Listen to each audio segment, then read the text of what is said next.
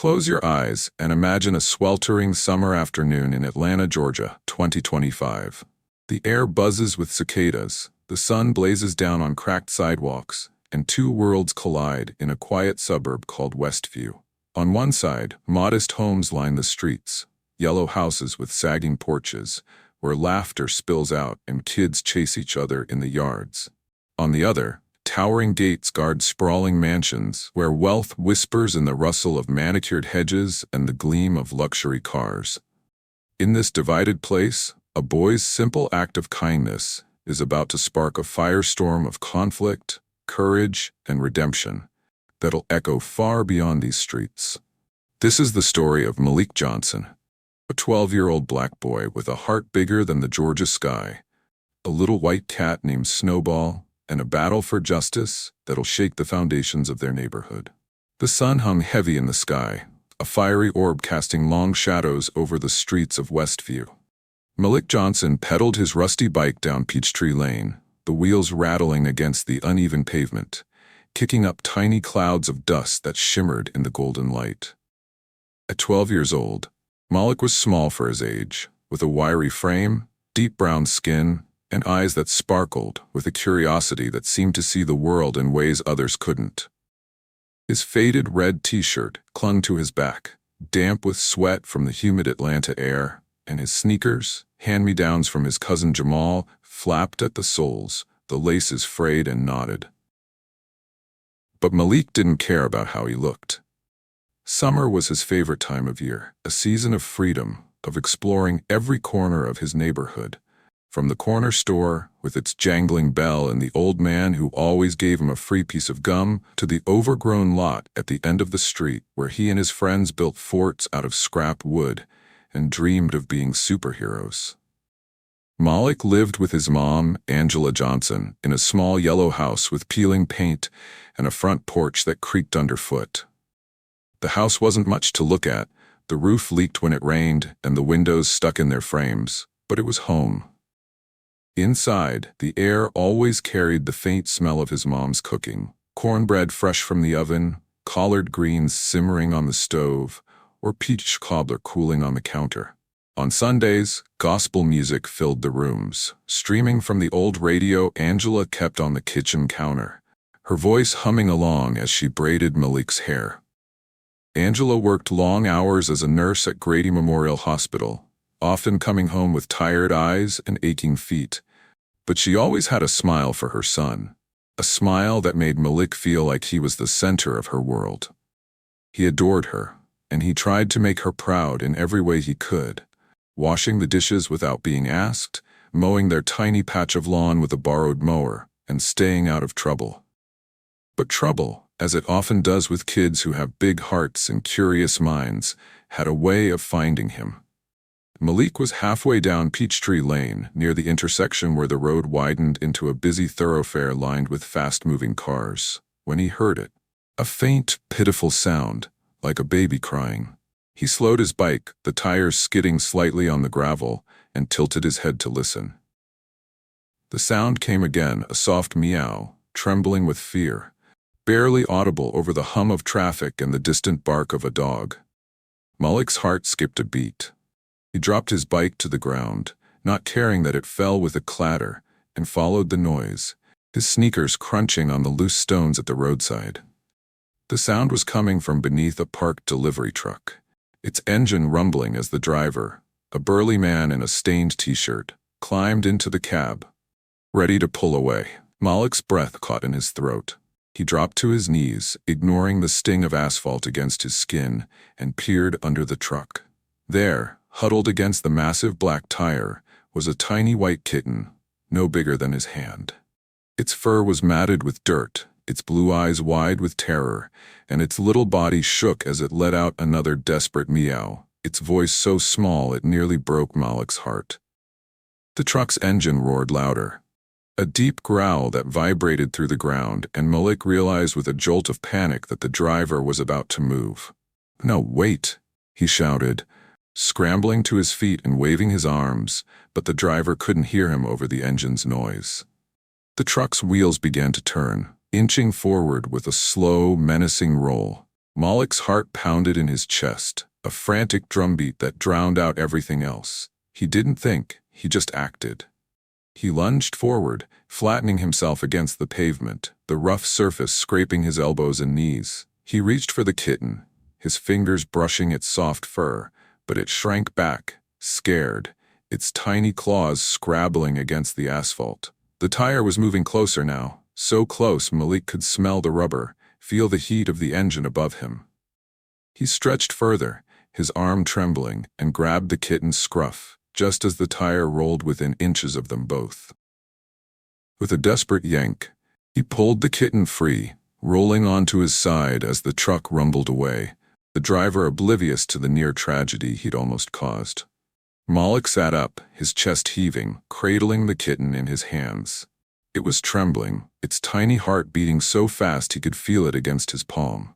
The kitten's fur was streaked with grime, its white coat almost gray, but its blue eyes looked up at him, wide and trusting, as if it knew he'd saved its life. "Hey, little guy," Malik whispered, stroking its head with a gentle finger, his voice soft and soothing. "You're okay now. I got you." The kitten meowed again, softer this time, and nuzzled against his hand, its cold nose pressing into his skin. Malik's heart swelled with a warmth he couldn't quite name.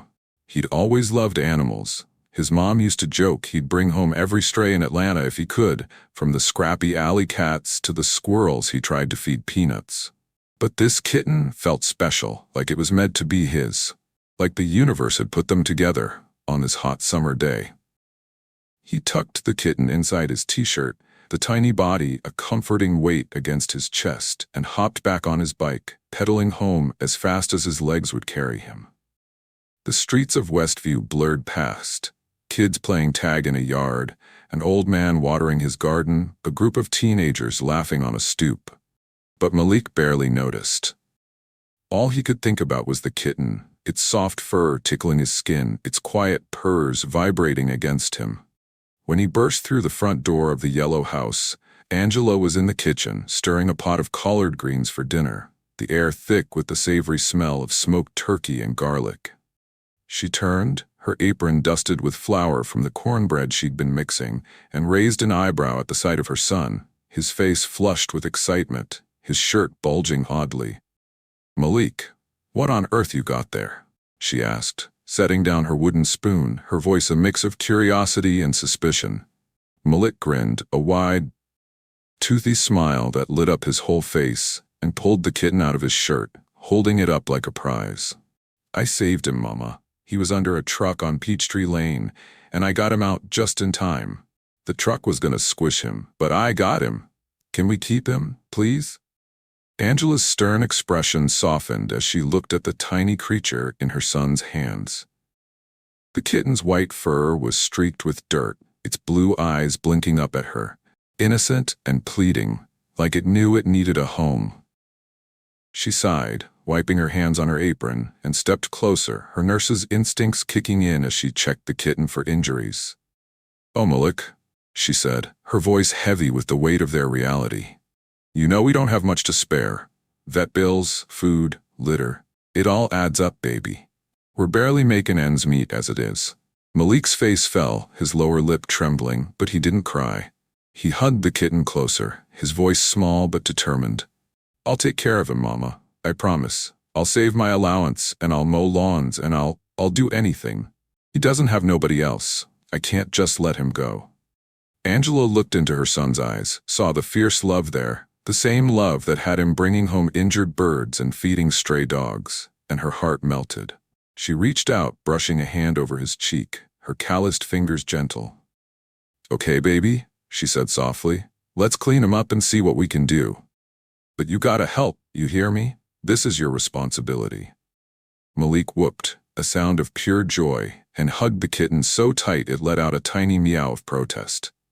That night, he and Angela gave the kitten a bath in the kitchen sink, using a few drops of dish soap to scrub away the grime. The kitten squirmed, its tiny paws slipping on the porcelain, but it didn't fight, as if it knew they were helping. Soon, its fur was fluffy and white as fresh snow, its blue eyes brighter now, sparkling like little sapphires. Malik named him Snowball. a name that made Angela laugh as she helped him make a bed out of an old cardboard box and a torn blanket they found in the closet. They fed Snowball bits of tuna from a can. Angela didn't have cat food, but it was the best they could do. And Malik fell asleep on the couch with the kitten curled up on his chest, purring softly, a sound that lulled him into the sweetest dreams he'd had in months. For the next few days, Malik and Snowball were inseparable. Malik carried him everywhere, showing him off to his best friend, Keisha, a 12-year-old girl who lived next door. Keisha, with her braids adorned with colorful beads that clicked together when she moved, clapped her hands in delight when she saw Snowball scampering across the Johnsons' tiny backyard. "He's so cute, Malik," she squealed, scratching the kitten under his chin, giggling as he purred and nuzzled her hand. "You're like a hero or something, saving him like that." Malik beamed, his chest puffing with pride, his smile so wide it showed the gap where he'd lost a baby tooth last year. "I had to, Keisha. He was so scared and that truck was so big. I couldn't just leave him." He sat cross-legged on the grass, Snowball tumbling over his lap, batting at a blade of grass with clumsy paws. Malik and Keisha spent hours playing with the kitten and dangling a piece of string for him to chase, laughing as he pounced and rolled, his tiny tail flicking with excitement. They fed him bits of bread and milk, built him a little fort out of sticks, and even tried to teach him to fetch, though Snowball was more interested in napping in the sun. For Malik, those days were pure magic, a bubble of joy in a world that often felt heavy with the weight of his mom's long hours, the bills they struggled to pay, the whispers he sometimes heard about those kids from the other side of the neighborhood. But that bubble of joy was fragile, and it was about to burst in a way Malik never saw coming. Across the neighborhood, in a gated estate lined with ancient oak trees and wrought iron fences, Eleanor Whitmore sat in her pristine living room, her manicured nails tapping impatiently on the stem of a glass of Chardonnay. Eleanor, 55, was the epitome of old money Atlanta, her blonde hair swept into a perfect chignon, a pearl necklace resting at her throat, and a wardrobe of designer dresses that cost more than most people's monthly rent.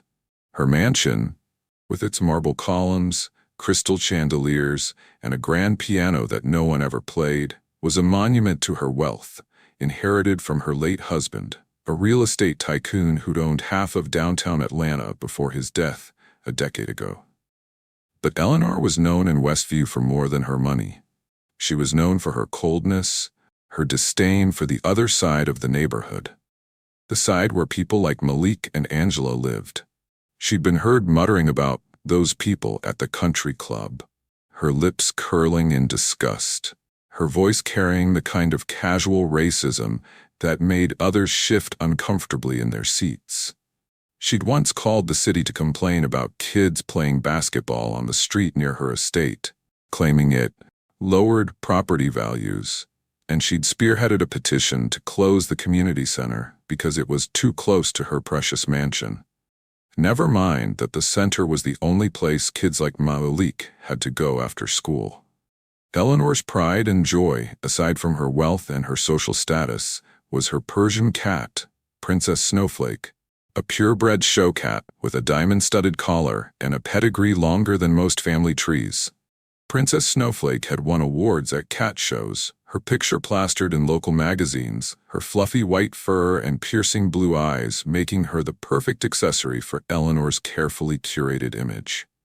But the truth was, Eleanor didn't love Princess Snowflake, not the way Malik loved Snowball.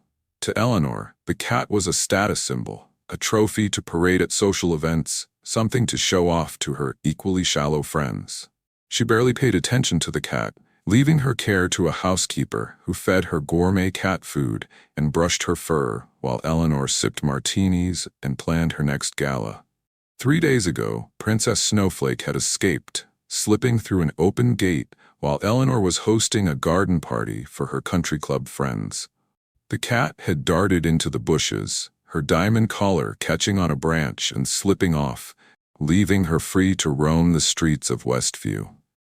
Eleanor had been frantic, but not out of love for the cat. She couldn't bear the thought of losing her prized possession, the embarrassment of admitting she'd let a $10,000 show cat slip away. She'd plastered the neighborhood with flyers offering a $5,000 reward, her phone number printed in bold, and she'd called every shelter and vet in a 20-mile radius, her voice sharp with impatience. But no one had called, and Eleanor's frustration grew with each passing day, her temper flaring at anyone who dared suggest she might never find her precious princess. That is, until a neighbor, Mrs. Jenkins, spotted a white kitten in Malik's backyard while walking her dog on a humid Wednesday morning. Mrs. Jenkins, a busybody with a penchant for gossip and a habit of sticking her nose where it didn't belong, immediately called Eleanor, her voice dripping with excitement. "I saw a cat that looks just like your princess," she said, clutching her phone as her little terrier yapped at her feet. "It's at the Johnson boys' house. You know, the little black kid on Peachtree Lane. He was playing with it in the yard, looked real happy." Eleanor's eyes narrowed, her grip tightening on her glass until her knuckles turned white. "That boy stole my cat?" she hissed, slamming the glass down on her mahogany coffee table, the sound echoing through the cavernous room. "I'll have him arrested." Mrs. Jenkins hesitated, her voice faltering. "Well, I don't know if he stole it, Eleanor. Maybe he just found it. The cat didn't have a collar or nothing." But Eleanor wasn't listening. Her mind was already made up, fueled by a mix of entitlement and prejudice that had festered in her for years. She grabbed her purse, a limited-edition Hermes bag that cost more than Angela's car, slipped on her Louboutin heels, and marched out the door, her face a mask of fury. She drove her Mercedes to Malik's house, the car's sleek silver body gleaming in stark contrast to the faded homes around it, and pounded on the door with a force that rattled the hinges, her diamond bracelet glinting in the sunlight. Malik was in the living room, sitting cross-legged on the worn-out rug, playing with Snowball. He tied a piece of yarn to a stick, dragging it across the floor, laughing as Snowball pounced with all the ferocity of a tiny lion. The kitten's white fur glowed in the afternoon light streaming through the window, his blue eyes bright with mischief. Malik was so caught up in the game that he didn't hear the car pull up, didn't notice the shadow at the door until the banging started, a loud, insistent pounding that made him jump. Angela opened the door, her apron still on, her hands dusted with flour from the biscuits she'd been rolling for dinner. She blinked at the woman on her porch, taking in the pearls, the designer dress, the cold blue eyes staring back at her. "Can I help you?" she asked, her tone polite but guarded, her instincts telling her this wasn't a friendly visit. Eleanor didn't bother with pleasantries. "You have my cat," she snapped, her voice sharp as a whip, cutting through the humid air. "I know that little thief of a son you've got took my Princess Snowflake, and I want her back, right now." Angela's eyebrows shot up, her hand tightening on the doorknob. "I'm sorry, ma'am, but I don't know what you're talking about. My son found a kitten a few days ago on the street. It didn't have a collar, no tags, nothing. He saved its life, and we've been taking care of it." Eleanor's eyes flashed with anger, her lips curling into a sneer. "Don't you dare lie to me. That's my Princess Snowflake, and your little delinquent stole her. I've already called the police, and if you don't hand her over right this second, I'll make sure you regret it. You people always think you can get away with anything." The venom in her voice, the way she spat out "you people," hit Angela like a slap. Her jaw clenched, but she kept her composure. Years of dealing with difficult patients at the hospital, teaching her how to stay calm under pressure. "Ma'am, I'm going to ask you to leave," she said, her voice steady but firm. "You got no proof that kitten's yours, and I won't let you come here and talk to me like that. Now get off my property." Malik, hearing the commotion, ran to the door, Snowball cradled in his arms like a baby. His eyes were wide, his voice trembling with fear and defiance. "I didn't steal him," he cried, clutching the kitten tighter, Snowball's tiny paws dangling in the air. "I saved him. He was going to get run over by a truck, and I took him home. He's mine now. His name's Snowball." Eleanor's gaze landed on Snowball and her sneer deepened, her voice dripping with disdain. That's my cat, you little brat. His name is Princess Snowflake, not some ridiculous name like Snowball. Give her to me, or I'll have you thrown in jail. I know how to deal with kids like you. Angela stepped in front of Malik, her body a shield, her eyes blazing with a mama bear's fury. Don't you dare speak to my son like that. You got no right coming here, accusing him of stealing with no proof. I told you to leave, and I mean it. Eleanor laughed, a cold, brittle sound that sent a shiver down Malik's spine. Oh, you'll see. The police are on their way, and they'll listen to me, not some people like you. The unspoken slur hung heavy in the air, a poison that lingered long after she turned on her heel and stormed back to her car, her heels clicking angrily on the pavement. Malik clung to Snowball, tears streaming down his face, his small body shaking. Mama, I don't want her to take him, he sobbed, burying his face in the kitten's soft fur. She's mean. She doesn't even love him, I can tell. She just wants to be mean to us. Angela knelt beside him, pulling him into a hug, her arms strong and warm around him. I know, baby. I know. We'll figure this out. I promise. Anybody taking Snowball without a fight.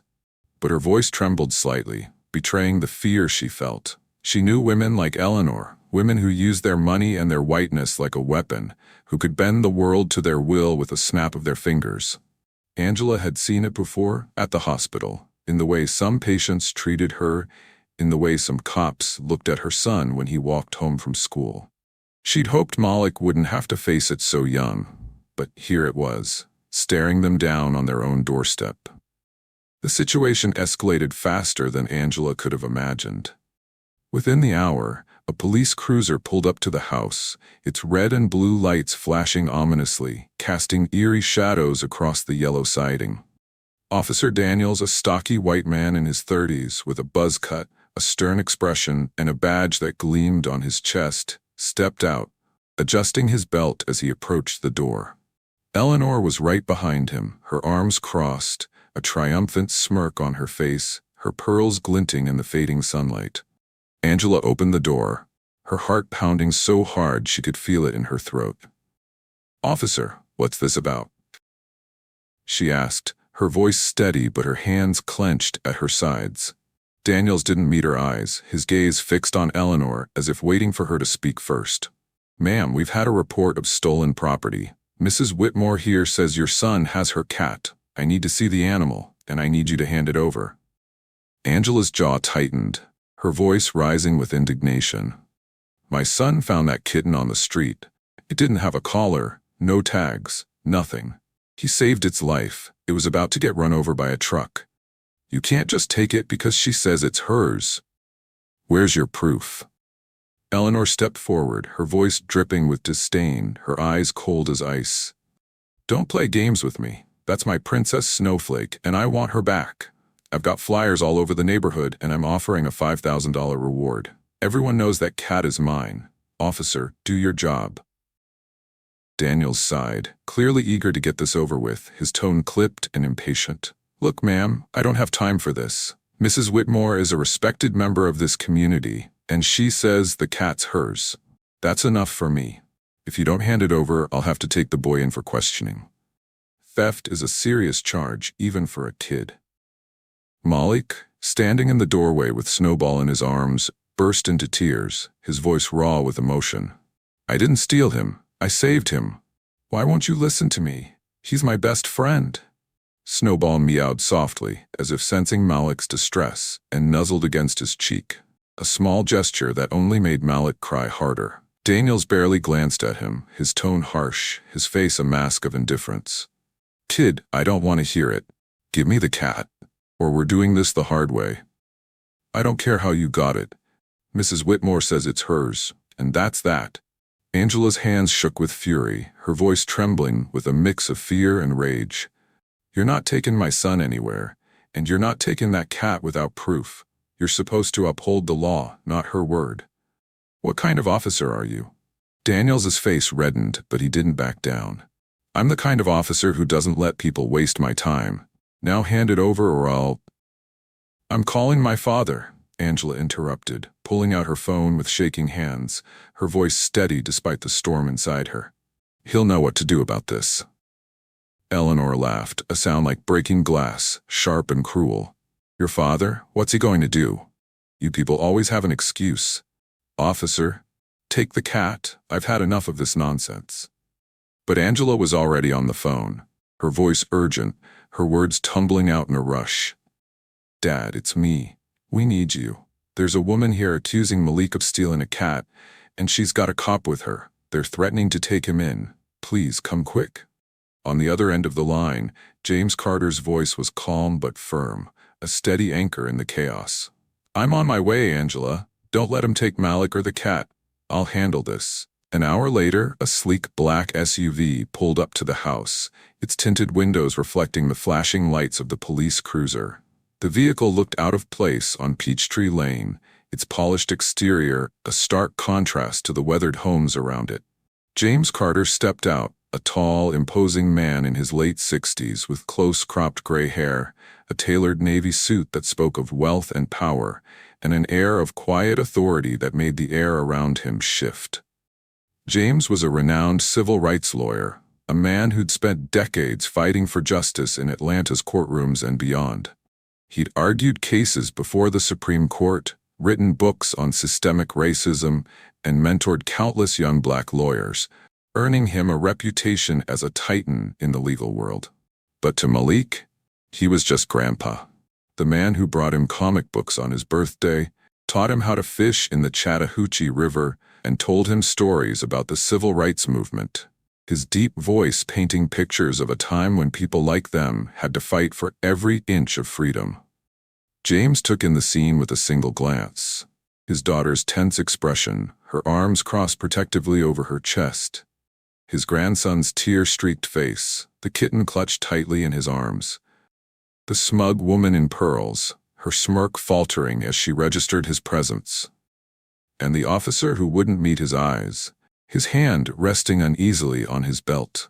The crowd that had gathered, neighbors drawn by the flashing lights and the shouting, watched in silence, their phones out, recording every moment. Keisha stood on her porch, her braids swinging as she whispered to her little brother, her eyes wide with worry for her best friend. What's going on here? James asked, his voice calm but carrying the weight of a storm. Each word measured and deliberate, the kind of voice that commanded attention without ever needing to rise. Eleanor spoke first, her tone imperious, her chin lifted as if she were addressing a servant. This boy stole my cat, and these people are refusing to give it back. I want him arrested for theft, and I want my Princess Snowflake returned to me immediately. James raised an eyebrow, his gaze shifting to Daniel's, his eyes narrowing slightly. And you, officer? You're here to arrest a 12-year-old boy over a cat? Where's your evidence? A collar? A microchip? A vet record? Anything at all to prove this woman's claim? Daniel shifted uncomfortably, his hand dropping from his belt, his voice gruff but less certain now. Mrs. Whitmore says the cat's hers, sir. She's got flyers out and she's offering a reward. That's enough for me to investigate. Enough for you? James's voice was low, dangerous, a quiet thunder that made Daniels flinch. You didn't investigate. You didn't ask for proof. You didn't even listen to my grandson's side of the story. You took her word over his because of who she is and who he is. That's not investigation, officer. That's bias. That's racial profiling. And I've spent my entire career fighting men like you who think they can bend the law to fit their prejudices. Eleanor's face flushed, her voice rising with indignation. How dare you? I am Eleanor Whitmore and I will not be spoken to like this. That cat is mine, and I have every right to. I know exactly who you are. James cut her off, his eyes like steel, his voice slicing through her words like a blade. I've heard about you, Mrs. Whitmore. The complaints about those kids playing too loud near your estate, the petition to close the community center because it's too close to your precious mansion, the way you talk about my people at your country club like we're dirt under your shoes. And now, you're standing here, calling my grandson a thief, using your privilege to intimidate a child and his mother. You should be ashamed of yourself. The crowd murmured in agreement. A low hum of voices that grew louder as James spoke. Tisha, still on her porch, shouted, "Yeah, tell her, Mr. Carter. She's always acting like she owns the whole neighborhood." Mrs. Jenkins, the neighbor who'd started this mess by calling Eleanor, shrank back behind her fence, suddenly regretting her decision to get involved. She'd thought it would be a bit of harmless gossip, a way to curry favor with Eleanor, but now she saw the fire she'd ignited, and she wanted no part of it. James pulled out his phone, his movements deliberate, his voice steady as he continued. "I've already contacted my office. We're filing a formal complaint against you, Officer Daniels, for abuse of power and racial profiling. I'll be speaking with your captain first thing tomorrow, and I'll make sure this incident is investigated thoroughly. And you, Mrs. Whitmore, will be hearing from my lawyers about harassment and defamation. But first, you're both going to apologize to my grandson." Eleanor laughed, but it was a nervous sound now, her confidence cracking under the weight of James's presence. "Apologize? To him? You must be joking. I'm not apologizing to some little—" "Careful," James warned, his voice a low growl, his eyes never leaving hers. "Finish that sentence and you'll regret it. You've got two choices, Mrs. Whitmore. Apologize, or I'll make sure this story goes viral by morning. I've got 200,000 followers on social media, and they'll eat this up. A wealthy white woman bullying a black child over a cat she doesn't even care about, with a cop complicit in her prejudice. Your reputation won't survive it. Your country club friends, your charity boards, your little social circle, they'll drop you faster than you can say, 'Lawsuit.'" Eleanor's face went pale, her hands trembling slightly as she clutched her purse. She glanced at the crowd, at the phones recording every word, every expression, and realized she was trapped. Her voice was barely audible, a hissed whisper through gritted teeth. "Fine. I'm sorry." "Louder," James said, his tone unyielding, his arms crossed over his chest. "And mean it. My grandson deserves to hear it." Eleanor's jaw clenched, her eyes flashing with humiliation, but she complied. Her voice louder this time, though it trembled with barely suppressed rage. "I'm sorry, Malik. I shouldn't have called you a thief." Malik, still holding Snowball, looked at her with wide, tearful eyes, his voice small but steady, cutting through the tension like a knife. "Do you even love him?" "Because I do. I saved him. I take care of him. He sleeps with me every night, and I love him so much." His voice broke on the last word, a sob escaping as he buried his face in Snowball's fur. Eleanor didn't answer, her silence deafening, her lips pressed into a thin line. The crowd shifted, their murmurs growing louder, their disapproval palpable. James turned to Daniels, who was sweating now, his face red with embarrassment. "And you, officer? You owe my grandson an apology too. And I expect a full investigation into your conduct. I'll be following up with your department to ensure you're held accountable." Daniels swallowed hard, his voice gruff, his eyes darting to the crowd as if searching for an escape. "I'm sorry, kid," he muttered, barely audible. Then louder at James's pointed look. "I'm sorry, Malik. I should have listened to your side. I messed up." James nodded, satisfied for now, his gaze returning to Eleanor. "As for the cat, we'll take it to a vet tomorrow to check for a microchip. If it's really yours, Mrs. Whitmore, you'll get it back. But if I find out you've been lying, or if you so much as look at my family again, you'll regret it. I don't make idle threats." The crowd dispersed slowly, the tension fading like a storm passing over. Eleanor retreated to her car, her head held high but her pride shattered, her hands shaking as she fumbled with her keys. Daniels drove off, his lights no longer flashing, his shoulders slumped in defeat. James knelt beside Malik, his voice gentle, his hand resting on the boy's shoulder. "You did good, kid," he said, his deep voice warm with pride. "You saved that cat and you stood up for what's right, even when it was hard. I'm so proud of you, Malik." Malik sniffled, wiping his nose on his sleeve, hugging Snowball close. "Can I keep him, Grandpa? Please? I don't want her to take him. She's so mean." James smiled, a rare warm smile that crinkled the corners of his eyes. "We'll see, Malik, but I'll make sure he's with someone who loves him. That's what matters most. Now let's go inside. Your mama's got dinner waiting." And I think Snowball could use a nap after all this. The next day, a trip to the vet confirmed that Snowball, Princess Snowflake, was indeed microchipped, and the chip was registered to Eleanor Whitmore. Malik's heart sank when he heard the news, his eyes filling with tears as he sat in the vet's waiting room, Snowball purring in his lap. But James had a few tricks up his sleeve, honed by years of navigating the legal system and fighting for justice. He called Eleanor, his voice calm but firm, and offered her a deal. Let Malik keep the cat, or face a public lawsuit for harassment, defamation, and emotional distress. He'd already drafted the paperwork, and he made it clear that the story, already gaining traction on social media, with hashtags like Justice for Malik trending locally, would destroy her reputation if it went further. Eleanor, still reeling from the social media storm that had begun the night before, reluctantly agreed. She didn't care about the cat, not really. It was the humiliation that stung, the knowledge that her name was now tied to a scandal she couldn't escape.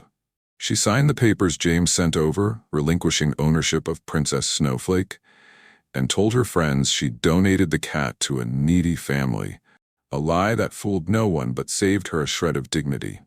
Snowball stayed with Malik, becoming his best friend, a fluffy reminder of the day he'd stood tall against injustice. James stayed in Atlanta for the rest of the summer, renting a house nearby so he could spend time with his daughter and grandson. He took Malik fishing, taught him how to play chess, and told him stories about the civil rights movement. Stories of marchers in Selma, of sit-ins at lunch counters, of people who looked like them fighting for a better world. "You're part of that legacy, Malik," he said one evening, as they sat on the porch watching the sunset, Snowball asleep in Malik's lap. He stood up for what's right, just like they did. Never forget that. Angela watched her son grow over those weeks, her heart swelling with pride. Malik was still her little boy, but he was stronger now, his eyes brighter, his laughter louder. He'd learned a lesson no school could teach, about courage, about justice, about the power of family and community. The neighbors, inspired by James's stand, started a fundraiser to help with Snowball's vet bills, raising enough to cover vaccinations, a microchip, and a year's worth of food. Keisha made Snowball a little collar out of yarn, red to match Malik's favorite t-shirt, and the two friends spent the rest of the summer playing in the yard, their laughter a small but mighty defiance against a world that had tried to break them. And in the quiet of Westview, where the divide between two worlds still lingered, a boy and his cat wrote a new chapter, one of love, resilience, and the unyielding fight for what's right. And so, in the heart of Atlanta, a boy named Malik Johnson showed the world what courage looks like. With a kitten in his arms and a family at his back, he faced down prejudice and power, proving that kindness and justice can shine even in the darkest moments. The story of Malik and Snowball isn't just a tale of a boy and his pet. It's a testament to the strength of the human spirit, a reminder that no one, no matter how small, should ever be silenced. As the sun sets over Westview, Malik's laughter echoes through the streets, a promise of a brighter tomorrow, a whisper of hope in a world that still has so much to learn.